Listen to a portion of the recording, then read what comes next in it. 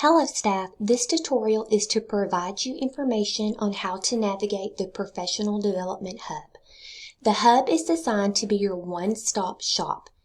At the top, you can see there are tabs that represent different days of the week.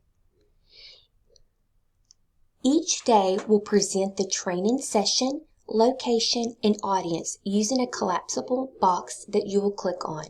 We are excited to have our own staff members taking a leadership role this year in presenting sessions. In-Service Week will begin on August 8th, with the exception of the new teacher orientation on August 5th. If you begin on the home page, you can see that each icon represents a different day. You may click on the icon. At the top will be labeled the day, and underneath the subheading will be the agenda for the day. You will click on the time. Underneath the time will be the location and the audience needed for that particular session.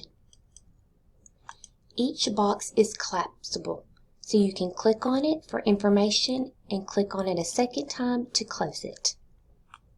You can access the different days at the top or on the home page. If you have any questions, please feel free to reach out. We look forward to seeing you.